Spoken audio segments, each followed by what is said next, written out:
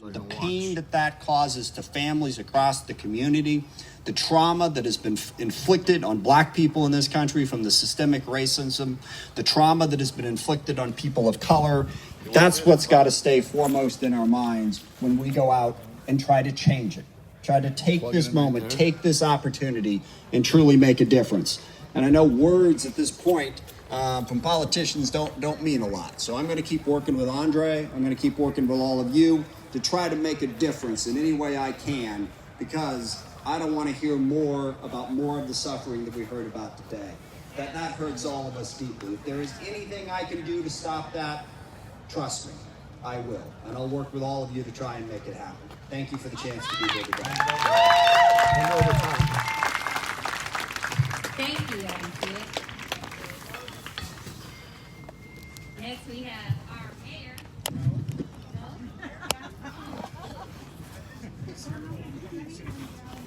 Okay, Lisa Herbo, Councilwoman. There you go. I'm Lisa Herbold. I'm on the Seattle City Council, and I'm here because I'm the City Council's Chair of Public Safety and Human Services Committee. But I don't believe that we need to grow the size of our police department for more public safety. I believe that dismantling our police department is actually what's going to make communities safer.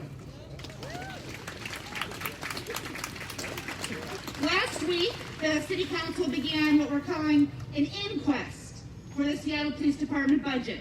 It's a deep dive into the black box of the $409 million Seattle Police Department budget.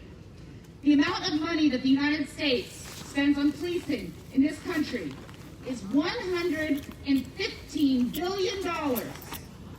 That's bigger than nearly every other country in the world's military budget. Black leaders all over the nation are calling to defund police departments and invest in black communities. We know that law enforcement in this country began as slave catchers and then became an institution to enforce Jim Crow laws. What is the track record of this institution today? Police departments all across the country consistently have low rates of solving crimes, even as their budgets have increased threefold in the past 40 years. And when police investigate a crime involving a black victim, the solve rate drops even more significantly. Growing the size of our police department isn't making communities safer. In Seattle, we have the recent police response to demonstrations, and we have everyday disparities in law enforcement, too often leading to death. In 2019, a police department study here in Seattle found that black suspects are searched most, 26% of the time, and found with weapons least, but whites were searched least and found with weapons most. Then the use of force report from, again, this is data from the police department, issued in January of this year. That study finds that even though the number of force incidents has decreased, the use of force against black people in this city is still 28%, significantly higher than their population. We have, in the council's June budget process, an opportunity to take apart the budget and reimagine what public safety for this city really looks like, and nothing is off the table.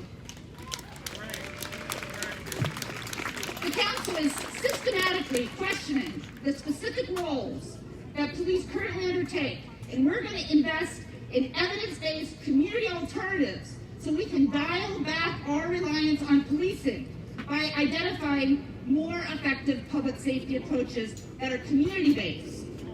We are analyzing 911 calls right now to see how many of them are for mental health distress or overdose or so-called social disorder, to begin to determine how many calls should be sent instead to social workers or substance abuse disorder professionals, mental health experts, or violence disruptors. One study nationally shows that law enforcement spends 21% of its time responding to people with mental illness. That is wrong. Police should not be responding to these kind of calls. Dallas Police Chief David Brown said, every societal failure, we put it on the cops to solve. Not enough mental health funding, let the cop handle it. Not enough drug addiction funding, let's give it to the cops. Schools fail, give it to the cops. That's too much to ask, and policing was never meant to solve all of these problems. One example that's happened here in Seattle just in the last couple weeks is that after a youth protest, the Seattle School Board has announced an end to having armed so-called school emphasis officers stationed across Seattle schools.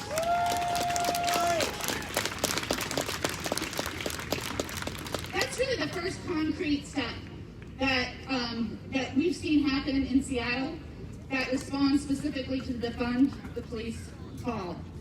We've done some things. In the last 2 weeks, the City Council has passed a law to require officers to show badge numbers. The City Council wrote to the City Attorney to withdraw the petition against the inquest form developed by King County Executive Dow Constantine. The City Attorney withdrew it.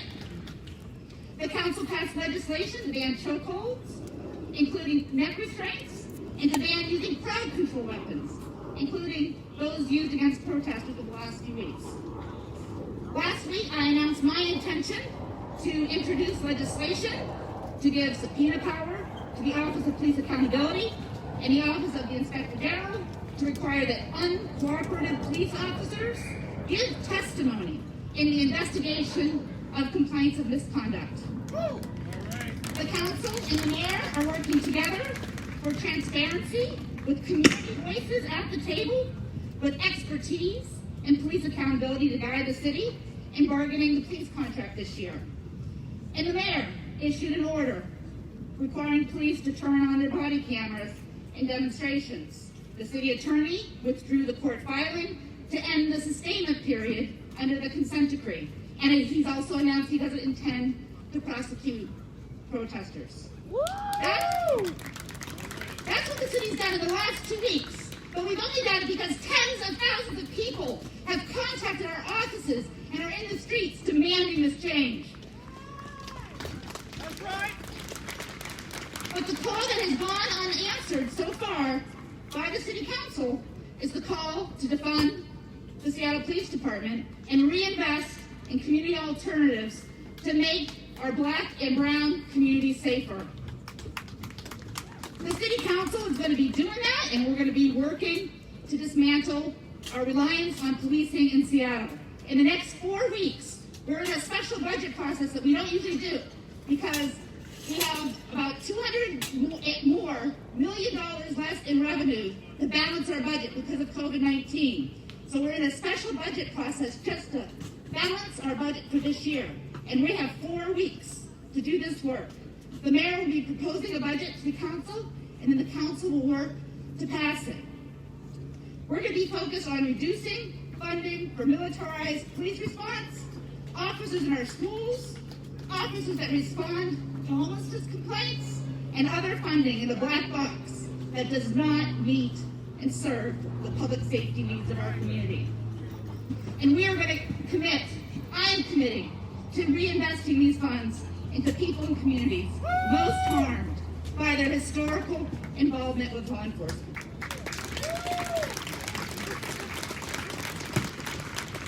Los Angeles this week voted to cut 13% of their police department budget. Philadelphia last night voted to cut 4% of their police department budget. Our council has just started this process, and we know that our budget is inaccessible, and we are committed to shifting not just how we fund police, but how we decide where city dollars go, and we are going to be working with you to develop a participatory budgeting process that involves and centers Black community, and that is immediately put in place for the 2020 budget rebalancing package. But the conversation will not end there.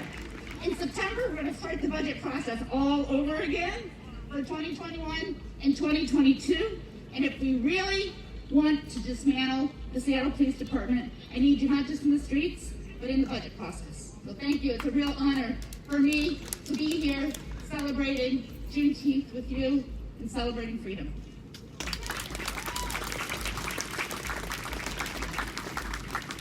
And I'll make sure that I'm there watching over everybody's back.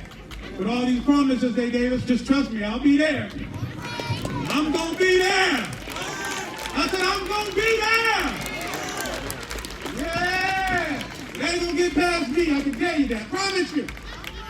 We have our King County Executive, Dow Constantine. Thank you, Doug. Thank you, Andre, for inviting me to be here today and asking me to talk about inquests, the remaking of the inquest process that you and I and so many bereaved families worked on over the course of years. And I want to ask for your help at the end of this because we need your help to move forward with this community work. What's an inquest? It's the coroner's report. It's mandated by the state. The medical examiner is supposed to say the who, what, when, where, and how when the state takes a life. But what we found over and over and what families expressed deep concern about, deep grief about, was when the question that got reported on the news was the why. And the why was always, well, I feared for my life. Come on, tell the truth. And that's what the people at home heard. They didn't hear everything else that happened. What they heard was, well, he feared for his life, therefore it must be justified. Well, that subjective belief cannot be and was not intended to be justification for the state taking a life. And that's why we sat down and we worked with families of those who've been killed, to come up with a new process, a new inquest process to inquire into not the subjective state of mind, but into the training that that officer received, and the way they were equipped, and the way they were mandated, and the way they were acculturated, all that led to this tragedy, so that we can get to the truth, and we can demand that cities and counties and police departments upend that training and that equipping and that mandate, so that people are no longer falling victim to state-sanctioned violence. And we were ready to go with that. And it took a long time and a lot of listening, but then we were sued. I was sued. We were sued by many cities across this county who did not want us to ask those difficult questions about police procedures and mandates. And I want to thank Lisa Herbold and Mayor Judkins for getting the city to withdraw their complaint against us, but we still have many cities that are suing us. Many cities that are suing us and stopping the process of families finding out truly what happened to their mother, their father, their brother, their sister, their child, asking why their child is dead, and asking what we can do to stop that from happening to any other parent. Well, this process can be one step in helping make that happen, but I need your help to ask. He came to me and said, I got this dream that we can get a state law that will change policing in this state. And I talked to him and I said, I think that's going to be hard. And he said, I got it. We'll get it. You need to get behind us. And so I did, and he did it. But he did it with you. And that was called Not This Time, and now we're here to talk about next steps. Not only did it echo through hundreds of years of Black experience, it was a symbol of your government. Because one part of your government had the knee on the neck purposely trying to kill me. But two others held the legs so I couldn't get up. And one turned his back as if he didn't care. We've got to change every institution. Every institution. And it's not just policing. It's got to be investment in community. The community decides how and where it goes. And I have said I will find $100 million to invest in community, in our Black and Browns communities. And it won't be government saying how it needs to go or where it needs to go. We want community to decide where it goes, because community knows the solutions. You've seen them up here. You've heard the voices. So, Come on now. it's all right. This is Seattle.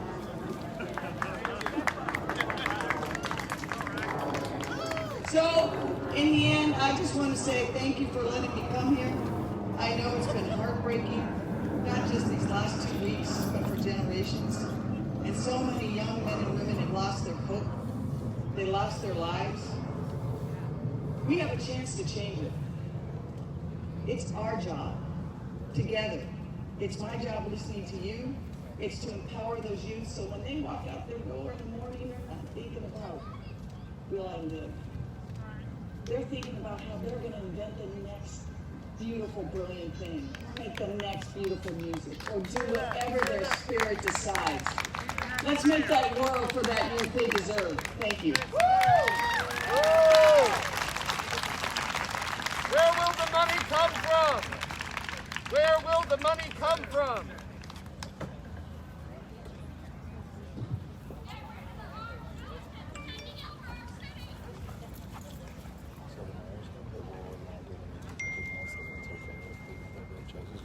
We had the families to go first, but we have one more family member that we want to bring up.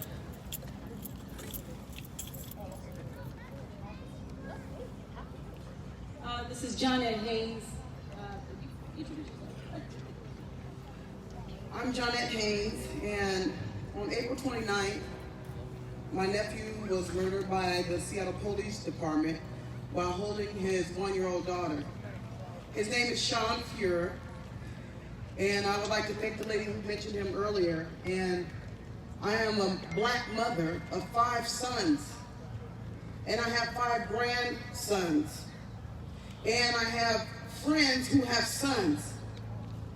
And this has been such a tragic situation for my family. It's like the weight of my family's pain is upon my shoulders. And I know that I can bear it, but when I got the call, it was so devastating. And a mother hearing something that's happened to one of her children,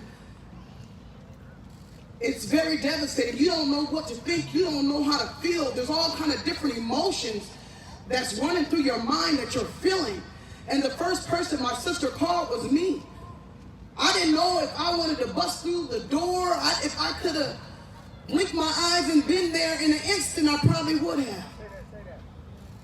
But I am a black woman, and I refuse to allow one of my children to be murdered in the streets by the Seattle Police Department.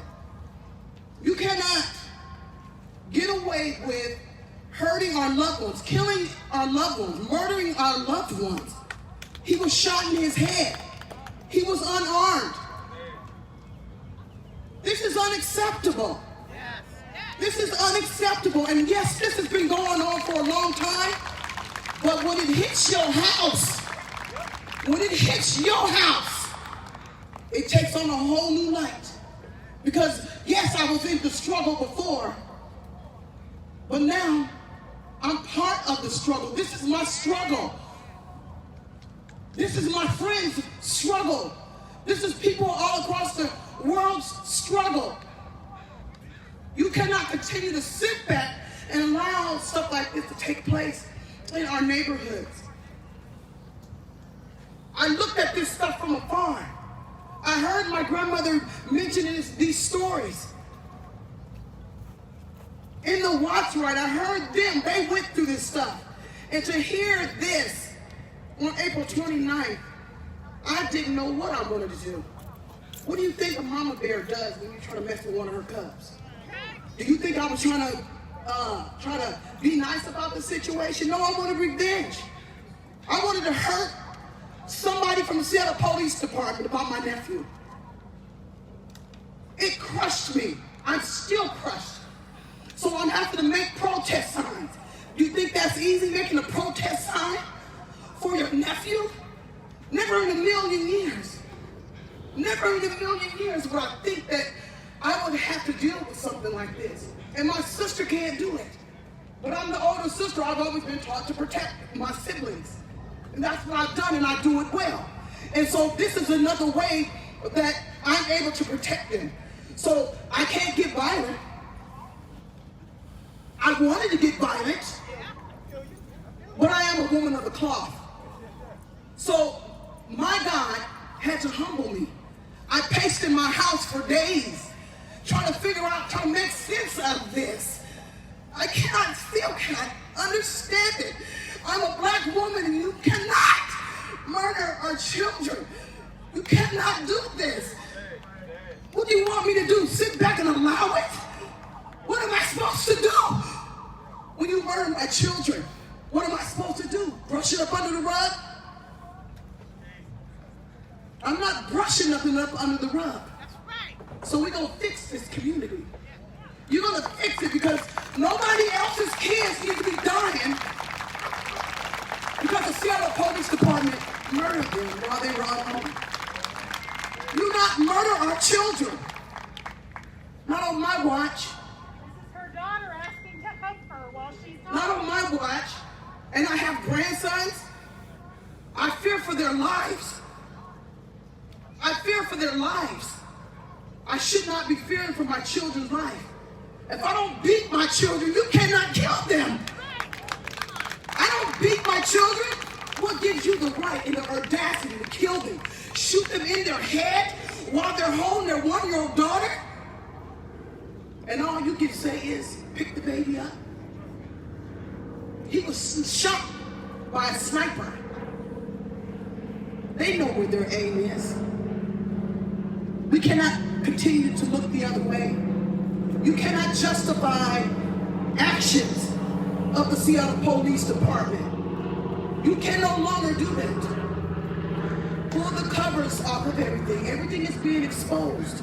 You're witnessing it, you're watching it, and it made me so upset when everybody in Washington, in Seattle, Washington was protesting for George, but we got a murderous spirit going on in our own backyard, but nobody came out to march for Sean Fuhrer. No one came out to see what was going on about Sean Fuhrer, but the narrative was he abducted his own baby. The lies that the media tells you, they tell you lies. They feed your minds. But we can all get through this together. Thank you.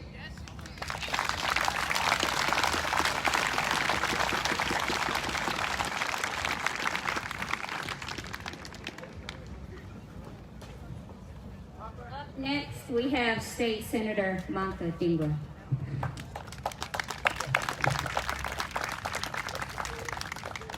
Thank you, Doug and Andre. The unfortunate truth in America is that the darker your skin color, the harder life is for you. This is especially true when it comes to interactions with law enforcement. The darker your skin color, the more likely you are to suffer violence at the hands of the police. That is not justice. In a just world, George Floyd, Breonna Taylor, Ahmaud Arbery, and every single name you heard here today, and countless others would be alive today. So this is the ongoing coverage right here from the... I had hoped that Washington had made progress over the last several years to make this kind of injustice less likely here. So we've seen a lot of in different 2018, from all of us Taylor overwhelmingly passed Initiative 940 to hold police officers accountable for excessive use of force. Probably on some of the Converge in 2019, the legislature unanimously passed legislation to affirm its attempt to make I-940 legally workable. At Judkins Park, and we're getting ready to get over the legislature passed the Jimi very Hendrix first Park here in a minute statewide Office as well. of Equity Actually, we're going to give them the nation whole stream to address the historical legacy of racism that impacts our current institutions. But I have been horrified, like all of you, at the aggressive paramilitary response by the Seattle Police Department to peaceful protesters. That is not justice. Especially when we do have examples of other law enforcement agencies who are doing better. We don't need warriors policing our streets. Good to see you. We need guardians in our community. I just had one question for you regarding Juneteenth. I have spent my career building and advocating for an alternative. I got you right here. Is it okay? Okay. I've taught crisis We're here with the mayor, Judkins. Sorry, I didn't expect to see you here at those other places, so I don't have my mic. But you're known for speaking loudly anyway. So just kind of wanted to talk to you about Juneteenth, what it means to you as a citizen and the mayor, what it means to our city, and then also, we see that like America's kind of getting on board with Juneteenth. So I think Juneteenth is a really important one this year because people are realizing that freedom wasn't real freedom. And all the millions of people taking to the streets in America, raising their voice, saying, we have had hundreds of years of institutional racism. And so we want real freedom, we've got to change it. So Juneteenth, to me, this is the new one. This is the remembering and resetting the future and listening to the voices in the street to really dismantle systemic racism and say that freedom isn't just a word. Freedom means really empowering people. The question arises. All right, thank you, ma'am. Have a good day. All right, see you later. Change will come when each and every one of us acknowledges the injustice. We just wanted to get the mayor's comment on file here as to what Juneteenth's about. As far as her perspective, we got lots of. Don't worry, we got a lot of people have questions about the CHOP and all this and stuff and everything else. But a lot of time getting people's time.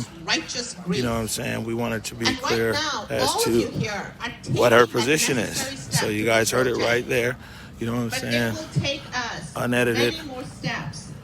And yeah. I want to acknowledge that our own state lacks the voice of even a single black senator. So now we're gonna just give you guys a look around. We have one running, but she hasn't won yet. Let's make sure she gets elected to the Washington State Senate. Twina Nobles running in Pierce County.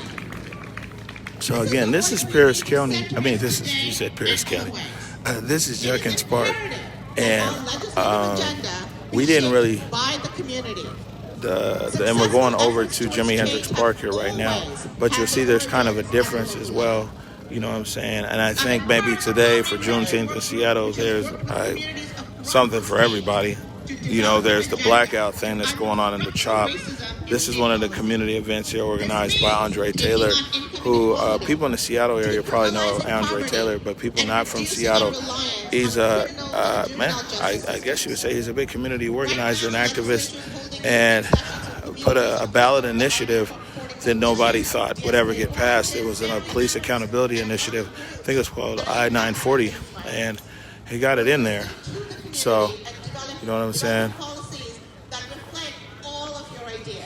Well, so Jimi Hendrix Park is now a different group, and that's the group, the King County Equity Now group. And King County Equity Now is people like Africa Town, Nikita Oliver, some of the same people that were here, Passageways, United Better Thinking, and things like that. And the thing is that honestly, whatchamacallit, it's only 4 blocks from here. It's only 4 blocks, Jimi Hendrix Park. So we're gonna head over there. They were actually marching from 22nd and Madison, and so they were marching from Madison Street down to 23rd, and then down to Jimi Hendrix Park, which is adjacent from the National African American Museum. So there's a crowd here. I think that we're probably gonna move. Just getting to say hi. That's Frankie. She gets it in. You guys need to be making sure you're on her, man. He's got. Listen, mine's been shrinking since all these protests. That's Frankie right there. She's over at Channel 13. So hold on, let me zoom in real quick. So she's over there at Fox, getting ready to do her live shot.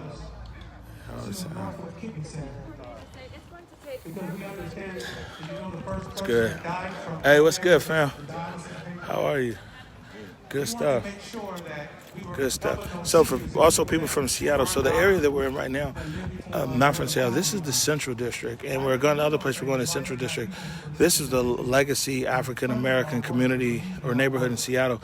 It's been tremendously gentrified from a population of almost 90% black years ago to, they say, lower than 15% now. And I mean, ironically, but just honestly, many of the people who are here in the park are the people who moved into the neighborhood and part of the displacement. That's a whole nother conversation that goes on. So yeah, I mean, this is the park right here, man. You know, the upper play field, home of the CD Panthers. Used to be called CAY, youth football. Produced people by the likes of Corey Dillon, you know what I'm saying, and a lot more. They come out of Seattle. So this is Judkins. So what we're gonna do now, just to give everybody a programming note, is we're getting ready to exit out of here. And then the next time we're going to be live is probably like 20 or 30 minutes or less, and that's going to be from over at Jimi Hendrix Park, just a few blocks away from here, and we'll be there probably until 6 p.m. or later.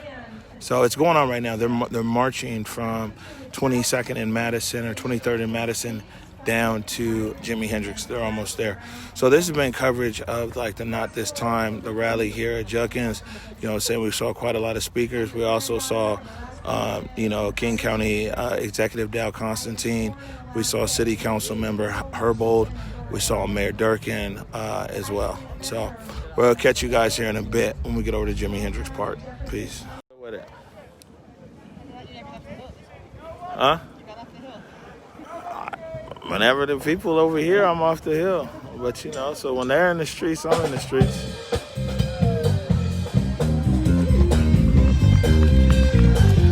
Hello, everybody. My name is Tyson Johnson, and I have a presentation for you guys. Now, we went through a lot of struggles, but we know we still keep a hustle. Freestyling off the dome. City Town is my home. You already know the activism shit that I'm on. Let's guys, excuse my French. We already know that the rules are bent. We gotta fight for freedom. We can't believe them. I can't believe we're going through this now. We've been doing this for centuries, decades, years, and you already know the damn reason why I'm here. Cause I love myself, nigga. You already know that I love myself. You already know we're gonna help myself. We're gonna help my people. Make sure that we're all equal, and we're gonna fight the evil. I love myself. Gonna help myself. You already know that I'm fighting for the people. You already know that I'm fighting just to be equal. Yeah. Now. Everybody is looking at me like, who the hell is this kid? Well, I'm not one to tell you what it is, but I'm gonna tell you like this. We're fighting too long. You already know that we got to stay strong. You already know that we're not doing any wrong. As long as we're protesting, we're not harming anybody. We just want to be loved. We don't want to be put above anybody else. But I will say this one thing. I love myself. Hey, when you're looking at me, tell me what do you see? I love myself. You already know that I'm gonna try to breathe. Yeah, I love myself. I'm panicking, but I'm gonna help myself. Gonna spread my wealth, gonna share my health because it's that what we do, Now everybody's here is preaching the word of God, and you already know what town we reside.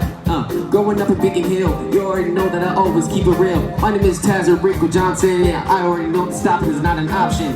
So I'm gonna say this one time because it's on my mind. Rest in peace to everybody who's been killed by the police, and I promise you that you will get justice. You already know that we're not standing for nothing. We're standing for a reason. You already know that 'tis the season. 'Tis the season to fight. You already know that it's in alright. It's important to love others, but it's important to love yourself as well. Cause I love myself, trust me. I love myself. I got one question for y'all. Do you love yourself? Do you love yourself? Do you love your people? Do you love yourself? Do you think that we're all equal? Or do you think you're above everybody else? Now it's important to love yourself. You hear me? It's important that you love brothers and sisters. Because at the end of the day, that's all we got. Whether you like it or not. My name is Taz Enrico, and I'm out.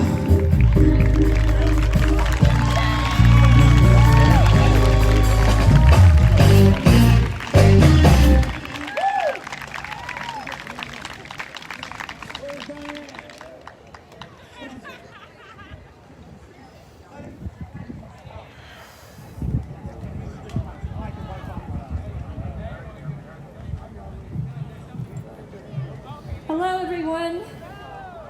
Happy Juneteenth. It's really great to be here with you today to mark this very important holiday. As you probably know, civil rights, civil liberties, and community of color organizations in Seattle have struggled for human rights and equitable police accountability. accountability for decades. The Seattle Police Officers Guild, the police union called SPOG for short, and the contracts the city and SPOG have negotiated have consistently been major obstacles to reform. When police misconduct and brutality have occurred, we've called for changes in policy and practice, only to be told in an endless vicious cycle that the SPOG contracts prevent these changes and we'll have to wait for more years in order for the next contract to include these changes.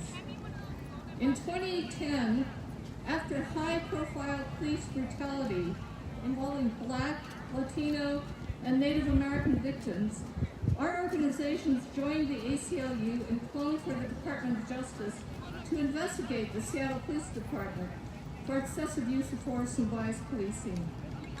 The 2011 DOJ investigation led to the 2012 consent decree between the City of Seattle and the DOJ to be overseen by the Federal District Court and to require Seattle to fix these problems. The consent decree created the Seattle Community Police Commission, or CPC, a civilian body which advocates had long asked for, which was formed in 2013. The CPC was charged with review and recommendations to improve police accountability. The CPC listened to national experts, to key city stakeholders, and approximately 3,000 community members through multilingual surveys and meetings convened by city and community stakeholders, predominantly from communities of color, which had disproportionately experienced police misconduct and racist policing. Then, the CPC developed a reform package based on this input and stemming from flaws in the police accountability system, which had been revealed by previous instances of system breakdown and police accountability. The CPC gave the city this reform package ahead of the 2014 contract negotiations with SPOG to break this vicious cycle so that the reforms which required negotiation would be ready. However, contract negotiations with SPOG broke down in 2016, so the CPC worked with the City Council to unanimously pass the 2017 accountability law, which largely included these reforms and instructed the city to negotiate with SPOG to enable the full implementation of these reforms. The city failed spectacularly to do so. SPOG not only successfully resisted incorporating key reforms, their contract approved by the City Council in 2018, over the strenuous objections of the community, actually further weakened police accountability. And it is this weakened system which will review the 15,000 complaints stemming from the recent protests. Now, in 2020, the negotiations for new SPOG and Seattle police management contracts will take place. Significantly, the Martin Luther King Labor Council has joined the call to address systemic racism, acknowledge that their past support of the current SPOG contract was wrong,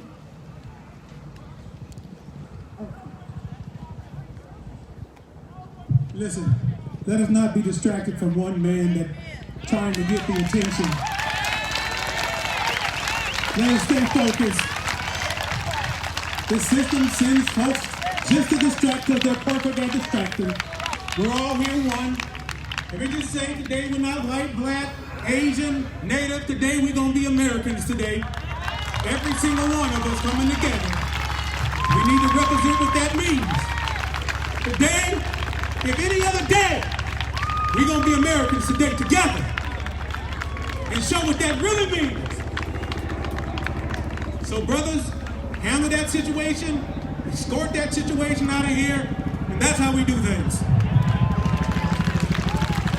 All right, thank you, Andre.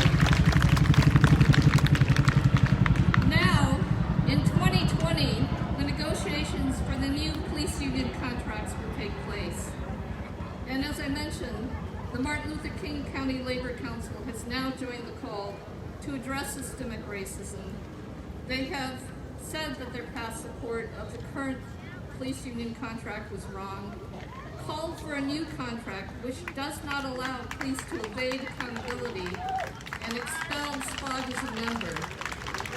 Key city council members have also realized the serious flaws of the current SPOG contract, and they say they will insist on strong accountability measures in the upcoming SPOG negotiations. We must not only listen to what they say, we must more importantly watch what they do and hold them, the city council and the mayor, accountable too. This time around, in 2020, we must demand and at last ensure that the mayor, the city council, and SPOG, as well as SPMA, the two police unions, negotiate contracts which enable the implementation of the 2017 accountability law reforms, and which were hailed as leading-edge reforms when passed and are still relevant today. This is the very least we can do as a next step.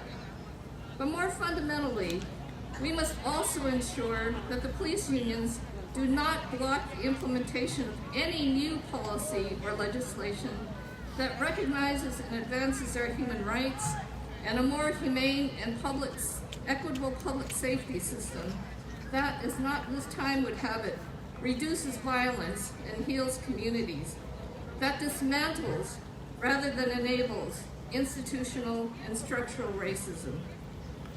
A luta continua, the struggle continues, and if we translate our presence on the streets and calls for action into policy, legislation, contracts, and elections that advance racial justice, victory is certain.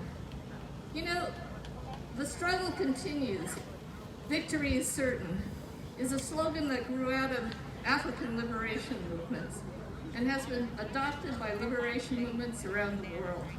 Shall we say it together on this day?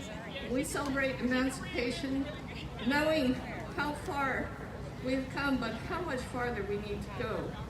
Let's say it together. The struggle continues. The struggle continues. Victory is certain. Victory is certain. The struggle continues. The struggle continues. Victory is certain. Victory is certain. Thank you. Woo!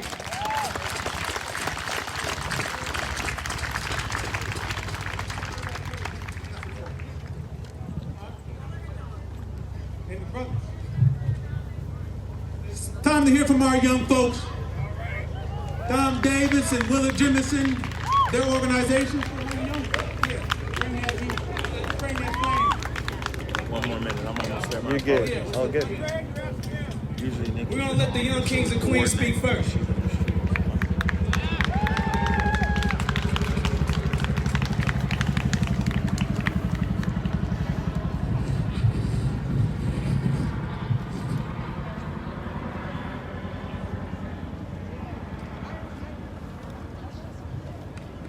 All right, hello y'all. My name is Stacy. I'm here with Community Passageways. We're a little company. We help organize, the Black and brown communities, and we're trying to bring peace to each other, okay?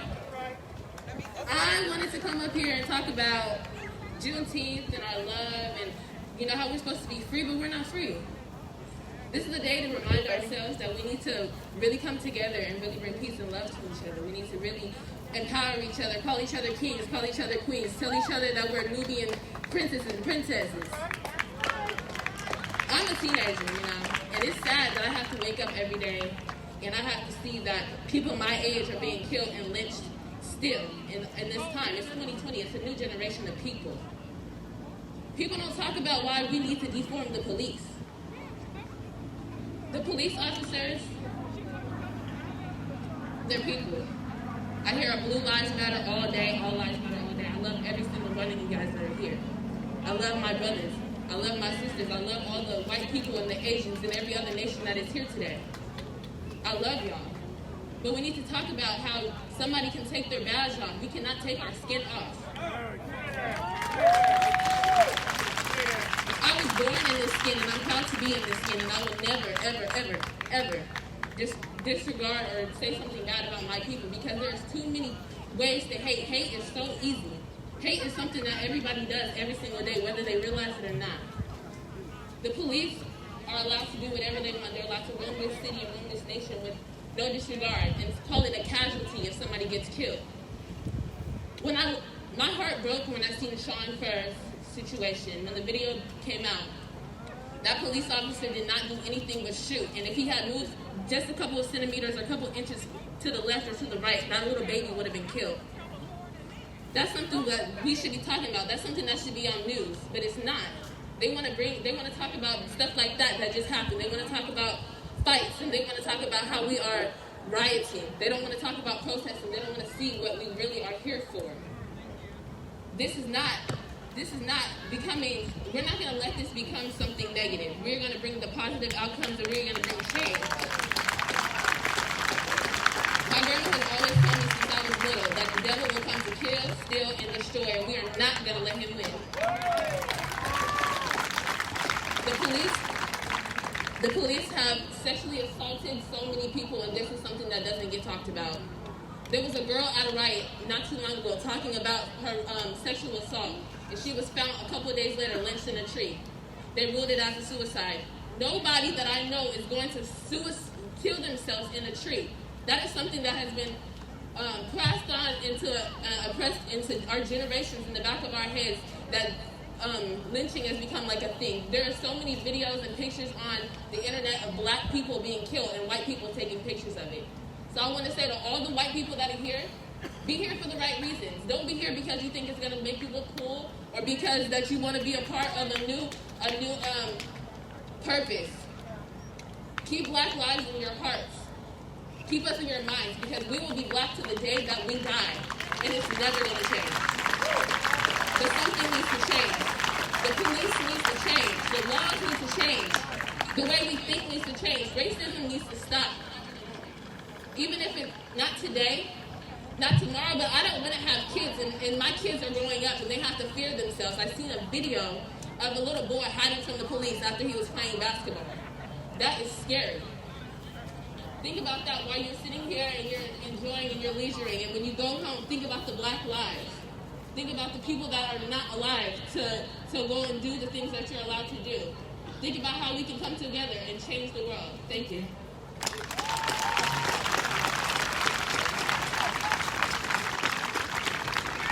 Hello everybody, my name is Shamarco Green. I work for Community Passion. I'm working towards becoming a community ambassador.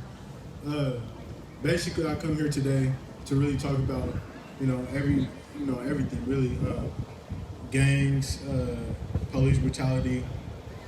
First off, I like to start, I wrote something, but I'm really just speaking from the heart. First off, it's just, I really think about every day, every day I think about, how's my day gonna be? Am I gonna go out and get shot, or am I gonna go out and get stopped by the police or harassed, or am I gonna get caught up by one of my ops? Is someone gonna wanna shoot at me? Really, it's crazy because as a youngster, as a youngin', I'm growing up thinking wow, I really might not ever have a chance to live past 18. And, that's just the reality of it, especially when, you see a lot of stuff, on TV, and you see a lot of stuff on the news, what you're around, your childhood really matters, and it affects you in a way, and it traumatizes you. So, especially as being so young as I was growing up, it really kind of impacted me in a negative and a positive way, because all that I experienced made me into who I am today. Now, I seen the light working with Community Passageway, and I know there's a light, and I know there's a bigger picture. When I was young, about 2 years ago, I never seen the light. I was like, I'm gonna still be in jail. I'm gonna keep coming in and out, and I'm probably just gonna be, thugging it out. Now, gangs. I want to talk about gangs. Usually, when people talk about gangs, it's almost always negative, because the way we, present it is negative. The biggest gang out here right now is the police. Come on now.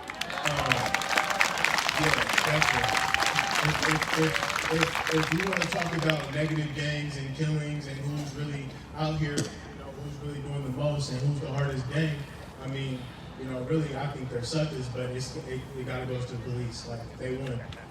Definitely at the top of the list. What's it called? One thing I really think is that black people, all races, you know, all races, I think you go anywhere, there's always gangs somewhere. I feel like a gang we create doesn't necessarily have to be negative. We could create a gang with plantations for the youth, for schools. Gangs don't always have to be negative. My thing is that where I'm from, like, you know, I'm from South Seattle, you know, and I always gotta come out, you know, I didn't even really want to come out, but I don't have ops, I'm not beefing with nobody. I really love everybody, you know, that's not my lifestyle no more. And honestly, I feel like it's too much, you know. I lost some of my friends to that, you know. I'm not trying to lose my life, really. Police, really, I want to speak about police too. Like I already said, they're the biggest gang, but like I said, me waking up every day just thinking about, am I gonna get shot? Just think about really, like, listen to that part just right there. Like, I have to wake up every day. If I go outside, I have to worry about, am I gonna get harassed by police? Or am I gonna get stopped at the bus stop? You know, that being on my conscience, I can't live comfortably. And right now, I want everybody, someone said earlier, I heard someone speaking, they said, get uncomfortable. Everybody here get very uncomfortable right now. Get uncomfortable because right now, they want us to get uncomfortable, and they're showing it in our face, rubbing it in our face, showing us what they're doing to us. Say that, son. And they think it's fine. It's okay. There's not going to be no justice. No, we're going to get justice. We're going to get justice. There's more of us than them. There's more of us than them. Say that, Tramarco. Let's come together and fight them, you know? And we don't have to fight them with, physically. We can fight them with our mouthpieces. So, our brains. Yeah. Thank you. Say that. All right. Good job, son. Good job. All right. I'm Osmion Carr. I'm 17, and I go to Ranger Beach High School. I grew up in the South End my whole life, pretty much. I know this inside and out. And I'm just going. My experience being in either communities has been completely and totally different. And I thank the people that I've had those experiences with because they have taught me lessons that I needed to learn about the world. I wake up and I worry about my brother. I worry when he goes to school or he goes to an after-school event, what's gonna happen? He's my baby brother. I'm worried about my family and how we're gonna make it through because everybody is being hurt. The system does not care about us. They don't care about the real people in this world who are living it, living our truth. We didn't ask to be born this skin, but we will surely show them that we are worth every ounce. All right. We are not weak. We are strong individuals. Yeah. Right. I've been stopped by the police. I'm 17. I was just trying to get myself home. When they took me home to my mom, she said to them, after they told her about the situation, I'd be mad too. They wanted to criminalize her because she wasn't able to pick me up. Well, if things were fair in this world, I think she would have been able to pick me up. Yeah. I think if things were fair, we wouldn't be here today. We wouldn't be celebrating Juneteenth if things were fair. All right. We wouldn't be here. Yeah. We are resilient to all the hate that we receive. We will not stop fighting. I need it now. I just can't use it now. Fighting. Yeah.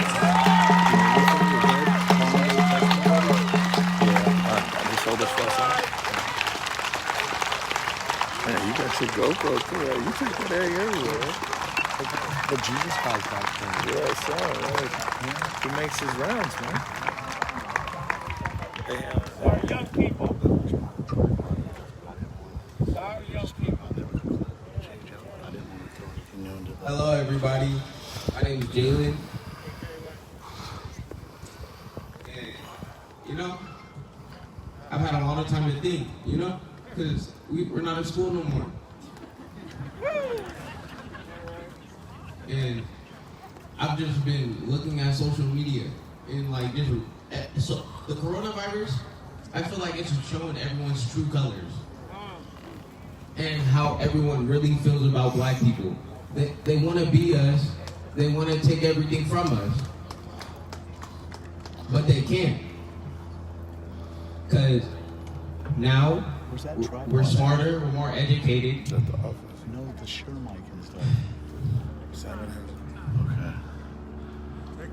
I got clips and stuff. We could have clipped it to this radio and shit. We're educated.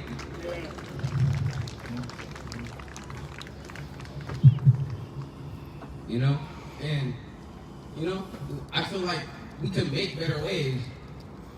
We don't have to use everything through violence.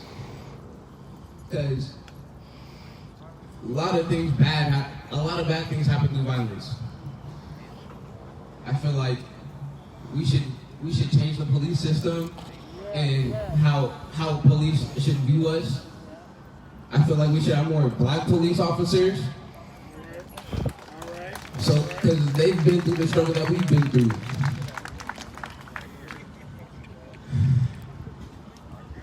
You know? Like, they know us better as well as we know them. And I would feel more comfortable with black police officers, you know? Because I don't know how a white officer's thinking. He may just kill me just by looking at me, you know? I hate looking over my shoulder and people are saying the police are my protectors. But they're not. How are you supposed to be protecting me, but I'm still watching you kill my brothers and sisters?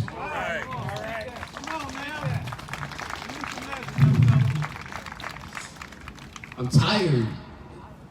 I'm tired of going on social media and watching other black people getting hanged. Like, come on now, who's calling that a suicide? No one hangs themselves outside on a tree. It just makes no sense on how people treat each other. People should treat each other with love and respect. You know? I'm sorry. It's all right. Keep your mind.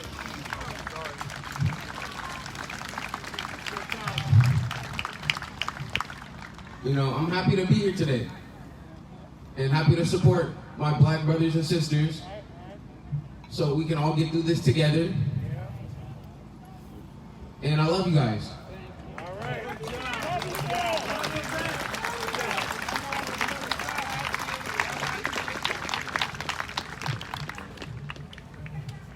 And that was beautiful.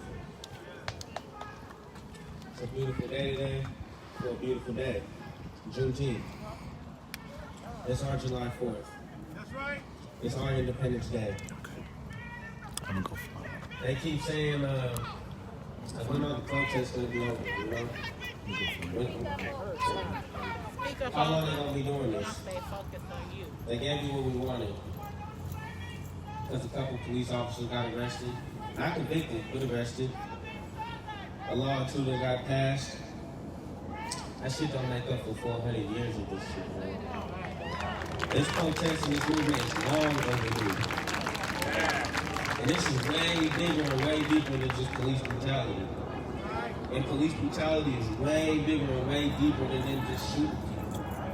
It's that everyday fear that they have instilled into us. That generational fear and trauma that they have instilled into our people. This is about addressing all systematic racism. School to prison pipeline, all that. What do you think?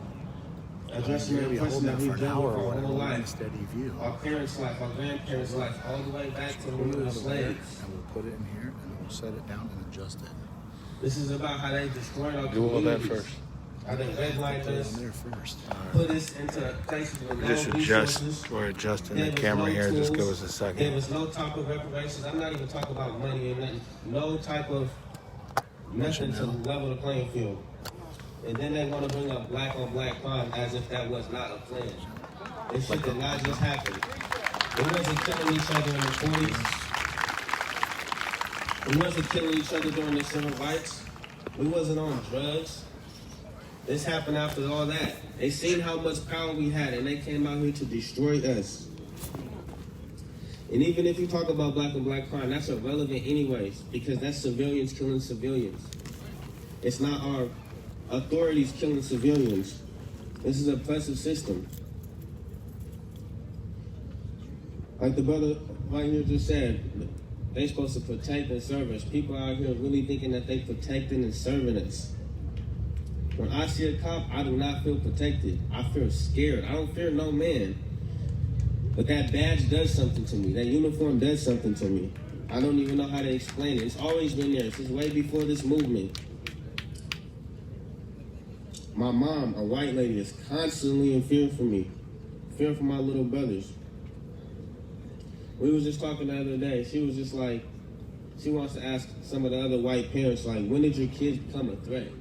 Like, she was like, my mom has a very, like, her mindset, the way she looks at the world is like, she tries to see the best in everything, you know? Especially when I was younger and we was kids, you know? She tried to see the best in everybody. Police, you know, she knew the police was, you know, had corruption and stuff, but she tried to see the best in them. Until we was about 12 or 13. And my older brother, he did some dumb shit, you know? He didn't do nothing crazy, though. Police came to our house. Let me see, hold up in front of my face. Knocked on the door. You know, my mom being naive, she let him in. You know, just, yeah, you know, you're not going to do nothing wrong. And then she seen how they handled my brother. 12, 13 years old, yoked him up on the wall as if he did something violent. He said ever since that day, she could never trust the police. Why should we live in fear by the ones that are supposed to protect and serve us? Serve us. We're not supposed to serve them. They should be able to have the skills to deal with people. They always say the same stuff, bro. Someone having a mental breakdown, someone having a bad day, they use that as validation to kill somebody. The police are not being trained properly. And that's why we say we need to defund the police. Not because we want criminals walking around here doing everything with no consequences, but we want the police to be replaced with a system that actually protects us, that actually serves its people, and not that was made to attack us. It doesn't matter how many black police we put in the system. That system does not work. I'm pretty sure there's a lot of officers out there who went into the force with good intentions. You can't do it. It wasn't made for good intentions. It wasn't made for helping our people. It was made to keep us down there, break us down. It's generational trauma. And like I said, the police is a small fraction of the system. They're just pawns. It's the whole chess game. Whole systematic trauma that they have placed on our people, placed on our young people. But now we out here doing all type of crazy stuff. You feel me? Our young people are lost, most of them. And not just lost because we're dumb or anything like that. We're just traumatized. We don't have no hope. We don't have no faith out here. Like the brother back here said, we walk outside every day thinking like, is we about to be harassed? Is we about to run into an op?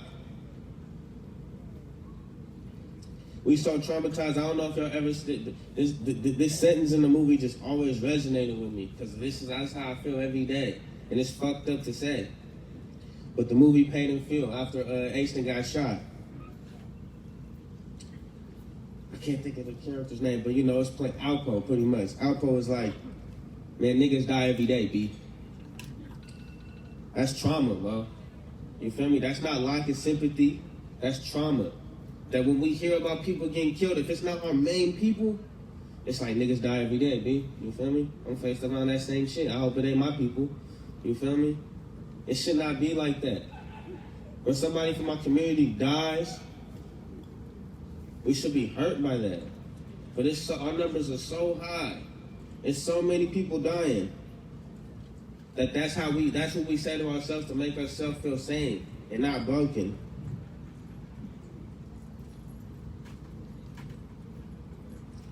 Our leaders died fighting this fight. The same fight that we're fighting, the greats. They fought this fight until they died. And we need to do the same. This ain't nowhere near over. This is the beginning. We need to keep fighting. Thank you.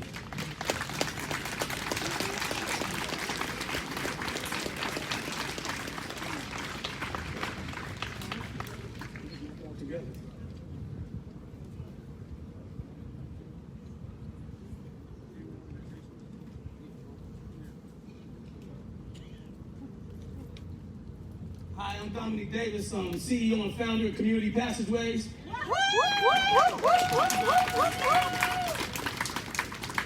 Most of the young people that came up and spoke was part of the products and the fruits of our labor through Community Passageways. We're a nonprofit felony diversion program working with high-end, high-risk youth that have been victims of oppression through these racist systems and institutions. We make sure that we try to divert them from becoming more of a victim of the institutional legal justice system. It's a shame that there's a need for communities to come together and bring other people from the community together to address the issue of so many black and brown bodies going through the criminal justice system on a continuous basis. So we had to step in and figure out how do we address this issue in our own community.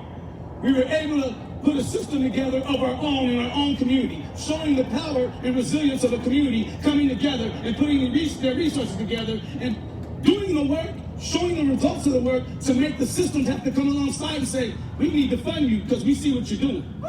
We didn't go ask for funding first. We came out and did the work first. And they had to respect the work, right? So we've been able to take over 150 years of prison and jail time off the table for people in the last 3.5 years. This is the work that we do. We've housed hundreds of people. We've gotten hundreds of jobs and internships for people. We've helped people graduate high school and go to college. We have a lot of results here. And some of these young men and young women that came up here to speak, I'm so proud of because we look at them like our own children. We look at them like, I'm a proud papa up here today. You feel what I'm saying? Because we had to create our own village.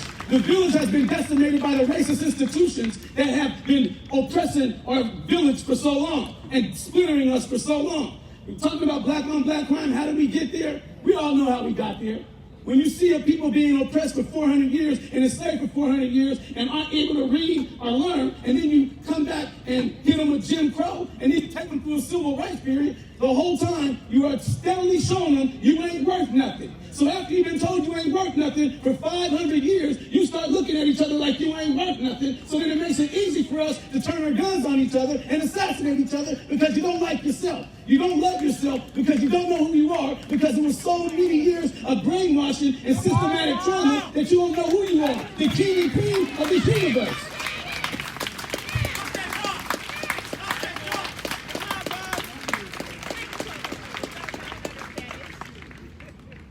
So now we're at a point where we're making change. This is 2020. We have clear vision. The shade's been lifted off our eyes. We're starting to see through the matrix of tricks that they put in front of us. Now the world has stood up and said, we want righteousness for these people. We want justice for these people. They are our brothers and sisters. This is a new generation and a new day and age. They don't know what to do with this movement that we got going. Every race, ethnicity, background, age, everybody's coming together to say, we ain't standing for this no more.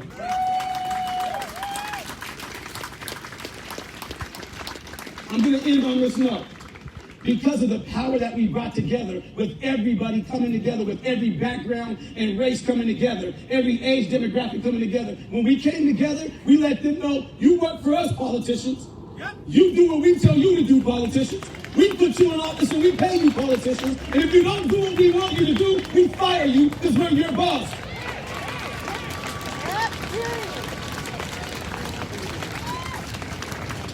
So we don't ask for nothing no damn more.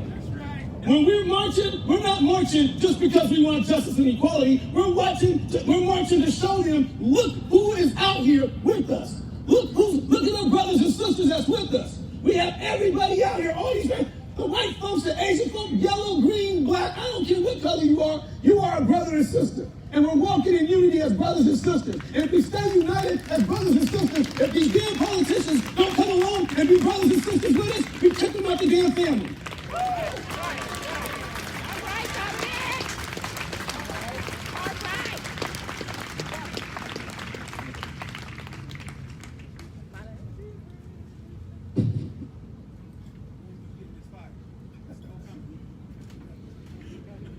Do we have any elders in the house 60 or older? Do I have permission to speak? Thank you. Because I don't want to just see a microphone and assume that I can lend my voice to it. This is a village, and we have to respect the village, and our elders are definitely the people that we have to respect as well when they're in space.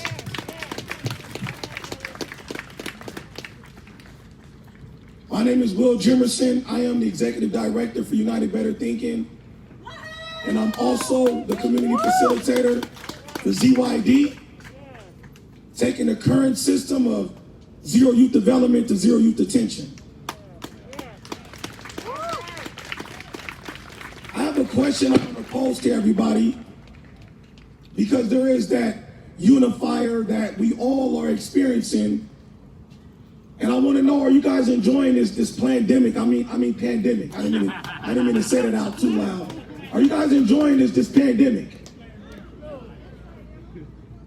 I want to know, are you enjoying the social distancing?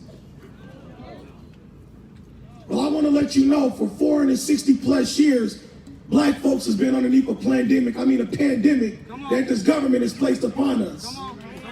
For over 460 plus years, black folks has been up underneath some type of institutional systemic structure of social distancing. Come on. Welcome to the club. Come on. Like they say, it's time to get a little uncomfortable. Come on. Actually, it's time to get real uncomfortable, because too many folks have fallen to sleep. Time to wake up. Very much time to wake up. We've seen what happened to Brother George Floyd when the officers compressed their knee into his neck for over 8 minutes. We are here to demand, like my brother Dominique Davis just said, we're not asking any longer. We are here to demand that you take your knee off of our community. That you take your knee off of our economics. That you take your knee off of our families, off of our sisters, off of our brothers, off of our young folks. We're killing our baby. We all want to breathe. It's a God-given right that is given to all of us. The ability to take in, inhale and exhale oxygen.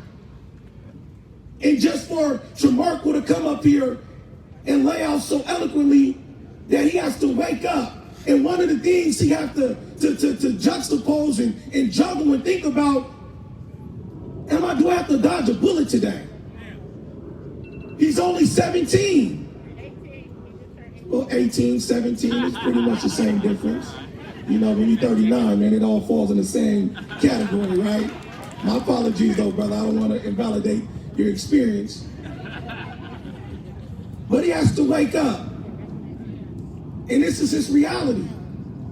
And there's so many folks who's sitting on this wonderful lawn, that's not your reality.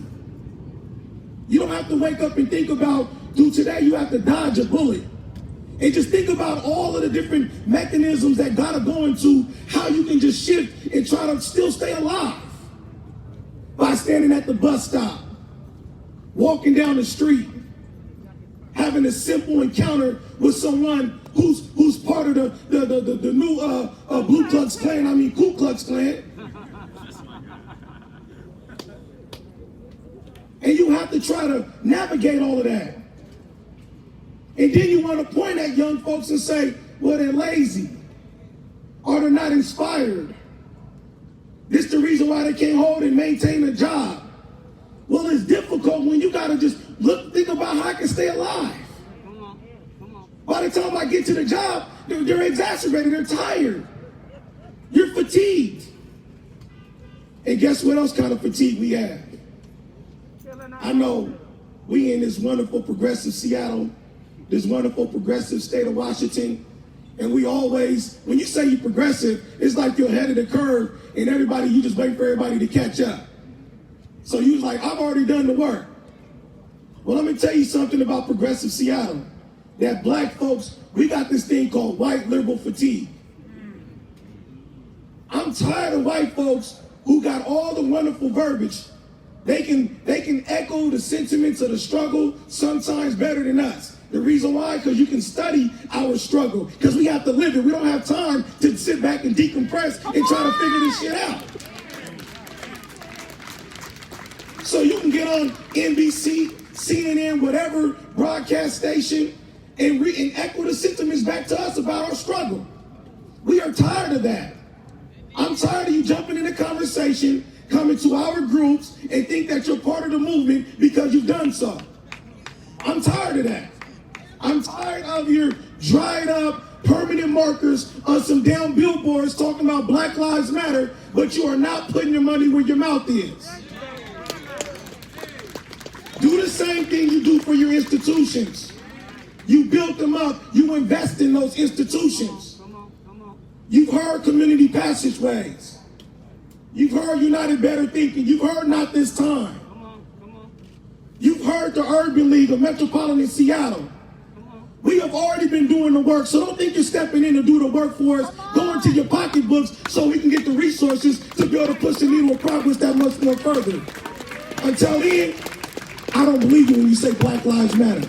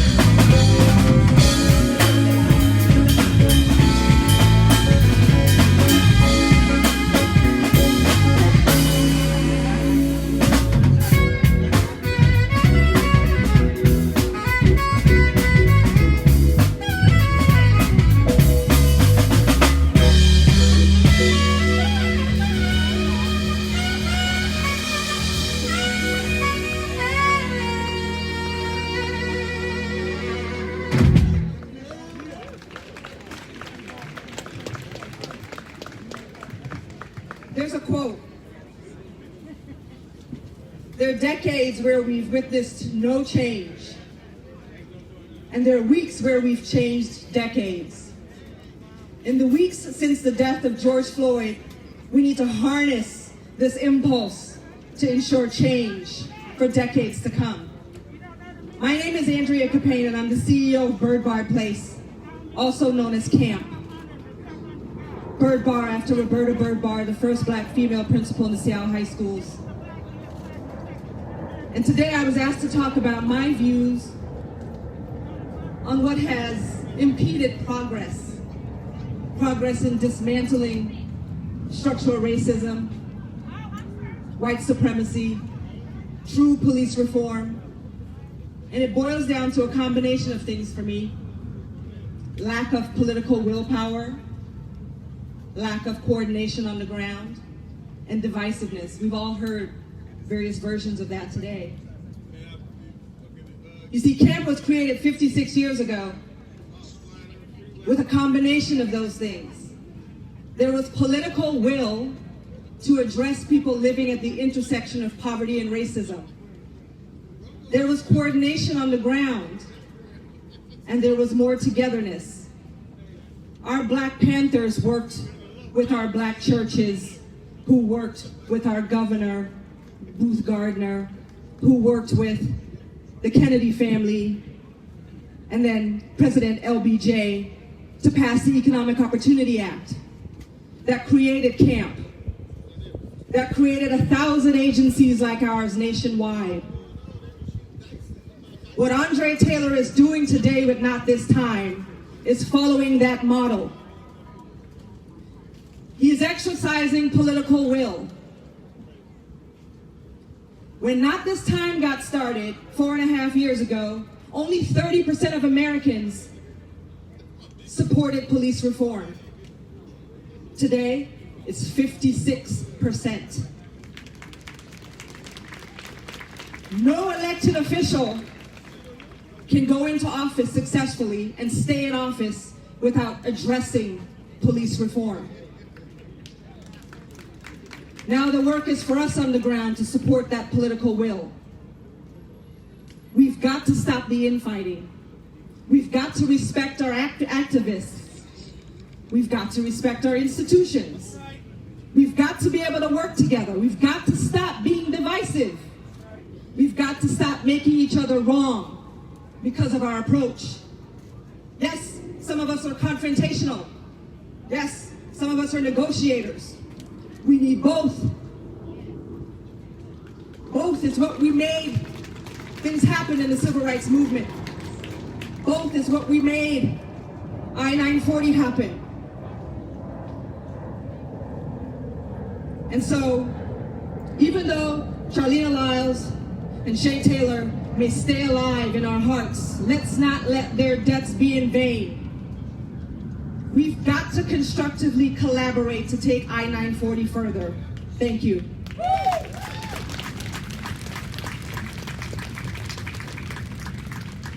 I also want to add, if anybody does want to support our local organizations and communities, we have t-shirts over here for sale, if anybody wants any.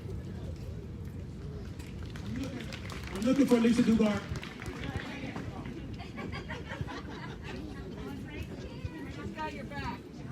I'm pretty sure that's a metaphor for something.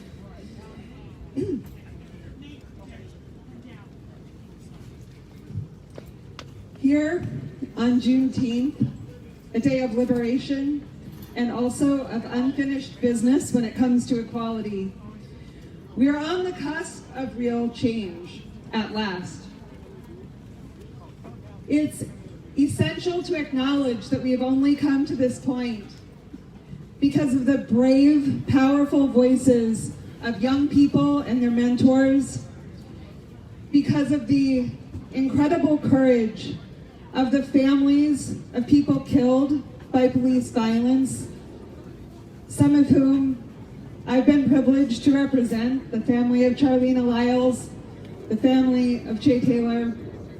These are people who never asked for this job and have stepped into it with a brilliance that is inspiring and creates a debt. We are also here, however, because of the power in the streets right now. Before I was a lawyer, I was a police brutality activist in New York City when Rudy Giuliani was mayor. I've been in the streets.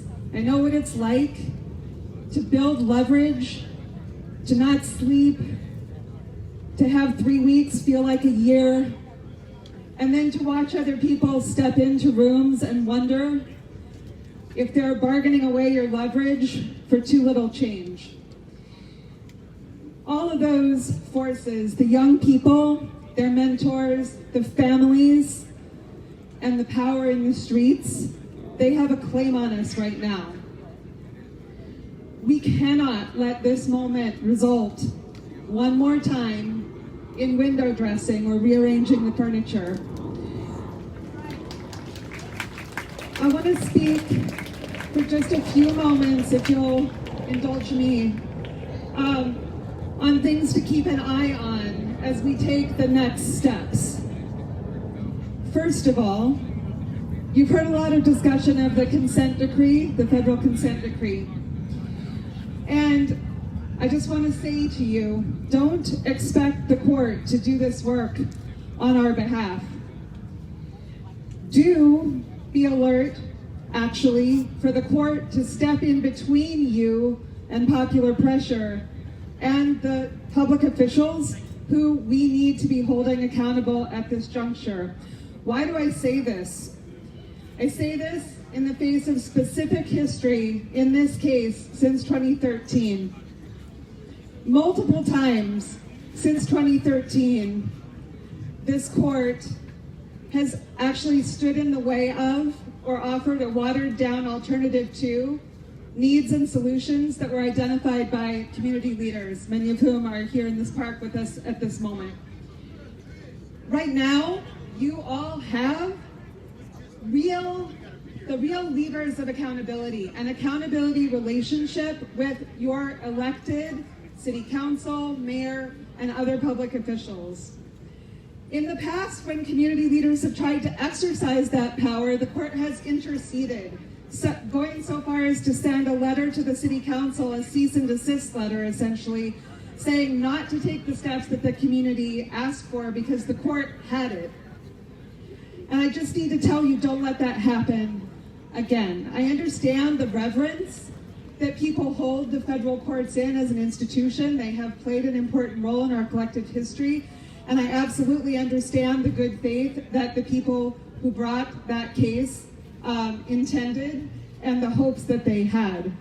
But at this point, you have to notice that so far court intervention has driven an extraordinary increase in the resources that the Seattle Police Department consumes in our city.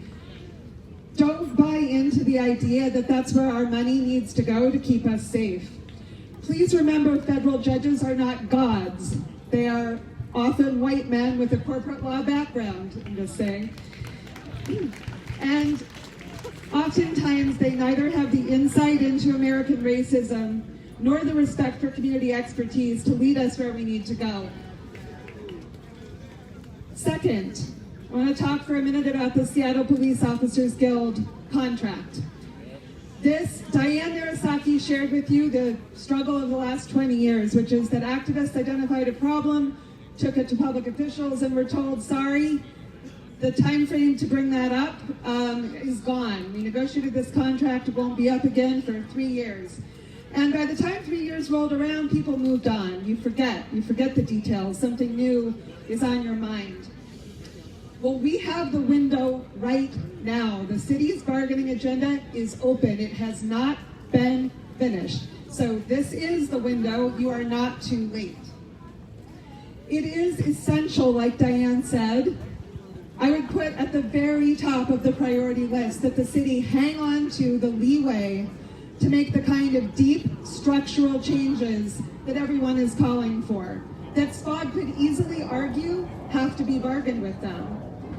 Also, the 2017 accountability ordinance that so many in the community fought for, that was promptly turned into Swiss cheese with the 2018 SPOD contract, can be back on the table and be fought for in its entirety. To have the least chance that this goes well, there have to be accountability experts at that